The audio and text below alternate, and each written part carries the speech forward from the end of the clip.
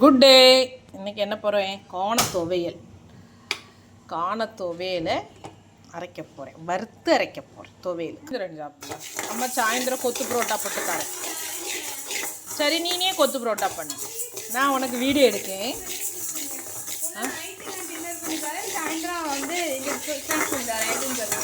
இப்போது சாயந்தரம் ஸ்நாக்ஸ் பண்ணு.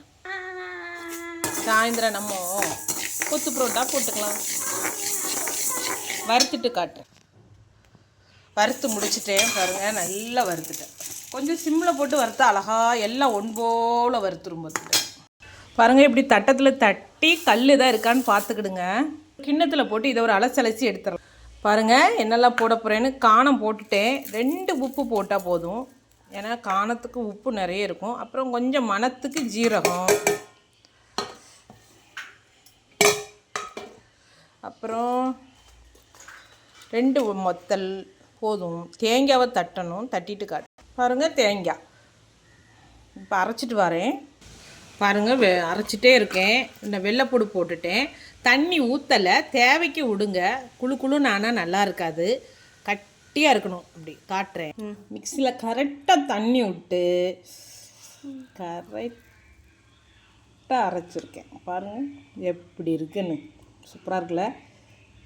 நீங்களும் செய்து சாப்பிடுங்க. புளிக்காரி சாதத்துக்கு, தீயலுக்கு, வறுத்தரைச்ச வத்த குழம்புக்கு, இந்த முட்டை குழம்புக்கு எல்லாம் நல்லாயிருக்கும். மீன் குழம்புக்கெலாம் சூப்பராக இருக்கும். ஹெல்த்தியும் கூட. குழந்தைங்களுக்கு சோத்தில் போட்டு கொஞ்சோண்டு தேங்காய் நோட்டு விரவி கொடுத்தா நல்லாவும் இருக்கும். சின்ன ஒரு 10 மாதம் குழந்தைக்கெலாம் நல்லா இதை சோத்தில் போட்டு விரவி கொதிச்சுட்டு தேங்காய் நெய்யோ விட்டு விரவி கொடுத்தா அழகாக சாப்பிடுவாங்க. கூட ஒரு முட்டை அவிச்சு வச்சுக்கலாம். சூப்பராக இருக்கும். ஹெல்த்தியும் கூட, உடம்பும் இருக்கும், வயசானவங்களுக்கும் நல்லது. தேங்க்யூ. ஆக்கட்டு எப்படி இருக்கு? ஊன்னா எப்படி இருக்கு? நல்லா இருக்கு. நல்லா இருக்குண்ணா? நல்லா இருக்கு. அவ்வளோதானா? சூப்பராக இருக்கு சொல்லக்கூடாதா? அப்படிதான். நான் அப்படித்தான். தேங்க்யூ.